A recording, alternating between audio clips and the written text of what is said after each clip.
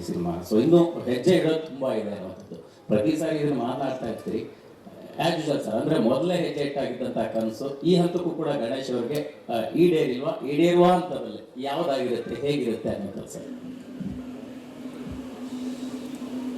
As A actor ಅದು ಯಾವಾಗಲೂ ಈಡೇರಲ್ಲ ನೀವು ಇದು ಮಾಡಿದ ತಕ್ಷಣ. ಬಿಕಾಸ್ ಈಗ ಯಾವುದಾದ್ರೂ ಒಂದು ಕೆಲಸಕ್ಕೆ ಹೋದರೆ ಆಫೀಸ್ಗೆ ಹೋಗ್ತೀವಿ, ಬರ್ತೀವಿ, ಒಂದು ಟಾರ್ಗೆಟ್ ಇರುತ್ತೆ. ಬಟ್ ನಾವೆಲ್ಲ ಇರೋದೇ ಕ್ರಿಯೇಟಿವ್ ಫೀಲ್ಡಲ್ಲಿ.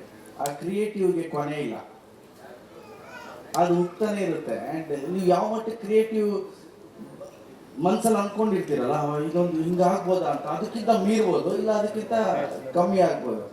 ಸೊ ಸ್ಯಾಟಿಸ್ಫ್ಯಾಕ್ಷನ್ ಅಂತ ಕೇಳಿದ್ರೆ ಅಷ್ಟು ಅದು ಖುಷಿ ಇದೆ. ಸೊ ಇನ್ನೂ ಬೆಟರ್ ಮಾಡ್ಬೋದು ಅಂತ ಸಿಂಪಲ್ಲಾಗಿ ಹೇಳಬೇಕು ಅಂದರೆ, ನಾನು ಆ್ಯಕ್ಟ್ ಮಾಡಿರೋ ಸಿನಿಮಾ ಡಬ್ಬಿಂಗಲ್ಲಿ ಬಿಟ್ಟರೆ ನಾನು ಎಲ್ಲೂ ಜಾಸ್ತಿ ನೋಡೋದೇ ಇಲ್ಲ. ಬಿಕಾಸ್ ನಾನು ಆ್ಯಕ್ಟ್ ಮಾಡಿರೋ ಸಿನಿಮಾ ನಾನೇ ನೋಡ್ತಿದ್ರೆ ನಾನು ತುಂಬ ಮಿಸ್ಟೇಕ್ಗಳು ಹುಡ್ತಾ ಇರ್ತೀನಿ.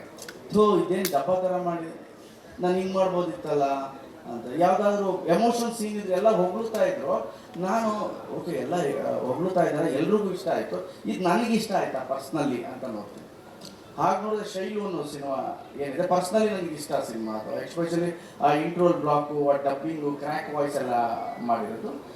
ಬಾಕ್ಸ್ ಆಫೀಸಲ್ಲಿ ಅದು ಥಿಯೇಟ್ರಿಕಲಿ 100 days ಹೋಯ್ತು ಸಿನಿಮಾ, ಒಳ್ಳೆ ಹೆಸರು ಮಾಡ್ತು. ಬಟ್ ಕ್ರಿಯೇಟಿವಿಟಿ ತೊಗೊಂಡಾಗ ನಂಗೆ ಸ್ಯಾಟಿಸ್ಫ್ಯಾಕ್ಷನ್ ಆಗಿದೆ. ಬಾಕ್ಸ್ ಆಫೀಸ್ ತೊಗೊಂಡಾಗ ನನ್ನ ಏನು ಅಂದ್ಕೊಂಡು ಅದು ಮ್ಯಾಚ್ ಆಗಲಿಲ್ಲ. ಸೊ ಅದೇ ಬೇರೆ ಇದೆ ಬೇರೆ. ಆ್ಯಸ್ ಎ ಕ್ರಿಯೇಟಿವ್ ಆಗಿ ಮಾತಾಡಬೇಕು ಅಂದರೆ ಇದು ತುಂಬ ತುಂಬ ತುಂಬ ಕೆಲಸ ಮಾಡೋದಿದೆ ಸರ್. ನಿಮ್ಮನ್ನ ಪಾತ್ರಗಳಾಗಿ ಅಭಿಮಾನಿಗಳು ಬೇರೆ ಬೇರೆ ರೀತಿಯಲ್ಲಿ ಪ್ರತಿಯೊಂದು ಪಾತ್ರನೂ ಆರಾಧಿಸ್ತಾರೆ. ಬಟ್ ಗಣೇಶ್ ಅವರಿಗೆ ನಿಮ್ಮದೇ ಪಾತ್ರ, ನಿಮ್ಮನ್ನ ನೀವು ತುಂಬ ಇಷ್ಟಪಡುತ್ತಂತ ಅಂದರೆ ಯಾವುದಾಗಿದೆ ಸರ್ ಇಷ್ಟು ಜರ್ನಿಲಿ ಅಂತ? ಟು ಬಿ ಫ್ರ್ಯಾಂಕ್, ನನಗೆ ಈ ರೋಮಿಯೋ ಬರೀ ಅಲ್ಲೂ ಹುಡುಗಿನ ಪಟಾಯಿಸ್ತಾನೆ, ಇಲ್ಲೂ ಏನೋ ಸುಳ್ಳು ಹೇಳ್ತಾನೆ. ಅಂದರೆ ಆಡಿಯನ್ಸ್ ಥಿಯೇಟರ್ ಕೂತ್ಕೊಂಡು ಶಿಳ್ಳೆ ಹೊಡಿತಾ ಇರಬೇಕು, ಚಪ್ಪಾಳೆ ಹೊಡಿತಾ ಇರಬೇಕು, ಅದಷ್ಟೇ ಕಾನ್ಸೆಪ್ಟು. ನನಗೆ ರೋಮಿಯೋ ಆಗಿರ್ಬೋದು ಆ್ಯಂಡ್ ಶೈಲು ನಾನು ಆವಾಗಲೇ ಹೇಳಿದಾಗೆ. ಆ್ಯಂಡ್ ನಮ್ಮ ಕೃಷ್ಣ ಪ್ರಣಯ ಸಖಿಯಲ್ಲಿ ಲಾಸ್ಟಲ್ಲಿ ಅವನ ಹೆಂಡ್ತಿನ ಅವನೇ ಪ್ರೀತಿಸ್ತಾನೆ. ರಂಗಾಯಣರಿಗೂ ಹೇಳ್ತಾರೆ, ದೇವ್ರು ಎಂಥ ಒಳ್ಳೆ ಚಾನ್ಸ್ ಕೊಟ್ಟಪ್ಪ, ಅವ್ನ ಹೆಂಡ್ತಿನ ಮಾಡ್ಕೊಂಡು ಬೇರೆಯವ್ರು ಕಟ್ಕೊಳಕ್ಕೆ, ಇವನು ಅವನ ಹೆಂಡ್ತಿಯಿಂದನೇ ಹೋಗ್ತಾವನಲ್ಲ ಅಂದು. So the minute emotions with laughter ಇದೆಯಲ್ಲ, ಅದು ನನಗೆ ಭಾಳ ಇಷ್ಟ, ಆ ಥರ ಕ್ಯಾರೆಕ್ಟರ್ ಮಾಡೋದಕ್ಕೆ. ಸರ್ ಇನ್ನೊಂದು ಪ್ರಶ್ನೆ, ಆವಾಗಲೇ ಮಾತಾಡ್ತಾ ಹೇಳ್ತಿದ್ರಿ, ಅಂದರೆ ಇಂಡಸ್ಟ್ರಿ ಉಳಿಬೇಕು ಅಂತಂದರೆ ಸ್ವಲ್ಪ ಸಿನಿಮಾಗಳು ಹೆಚ್ಚು ಬರಬೇಕು, ಥಿಯೇಟರ್ಗಳು ಉಳಿಬೇಕು ಅನ್ನೋಂಥದ್ದು. ಆ ನಿಟ್ಟಲ್ಲಿ ಅಂದರೆ ಸದ್ಯಕ್ಕಿರೋದು ಒಂದು ಮಾಹಿತಿ ಪ್ರಕಾರ ಮುಂದಿನ ವರ್ಷದಲ್ಲಿ ಒಂದಿಷ್ಟು ಸಿನಿಮಾಗಳ ಸಂಖ್ಯೆ ಕಡಿಮೆ ಇದೆ ಅನ್ನೋಂಥದ್ದು. ಸೊ ಹೀಗಾಗಿ ಹೇಗೆ ಪರಿಣಾಮ ಬೀರ್ಬೋದು ಮತ್ತು ಸರಿ ಆಗುವಂಥ ನಿಟ್ಟಿನಲ್ಲಿ ಏನಾಗಬೇಕಂತ ನೀವು ಎಕ್ಸ್ಪೆಕ್ಟ್ ಮಾಡ್ತೀರಿ ಸರ್ ಇಂಡಸ್ಟ್ರಿ ಒಂದು ಭಾಗ ಆಗಿ? ಐ ಥಿಂಕ್ ಹೆಚ್ಚೆಚ್ಚು ಸಿನಿಮಾ ಬರಬೇಕು ಆ್ಯಂಡ್ ಹೆಚ್ಚೆಚ್ಚು ನಮ್ಮತನದ ಸಿನಿಮಾ ಬರಬೇಕು.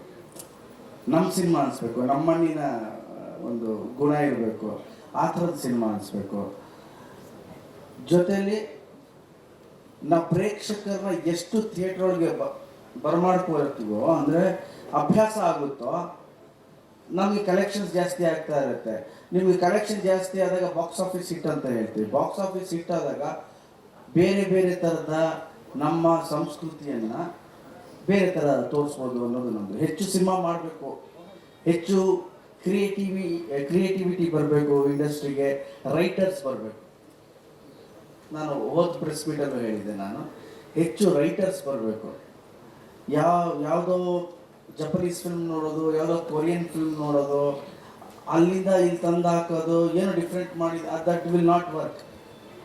ಆ ಜಿಯೋಗ್ರಫಿ ಬೇರೆ, ಅಲ್ಲಿನ ಇದು ಬೇರೆ. ಎಮೋಷನ್ಸ್ ನಮ್ಗೆ ಮ್ಯಾಚ್ ಆಗ್ಬೋದು, ಬಟ್ ನಮ್ಮತನದ ಸಿನಿಮಾ ನಮ್ಮ ಒಂದು ಎಮೋಷನ್ಸ್ ಮಾಡಿದಾಗ ತುಂಬಾ ಚೆನ್ನಾಗಿ ಕರ್ಸ್ಕೊಳ್ಳುತ್ತೆ ಅಂತ.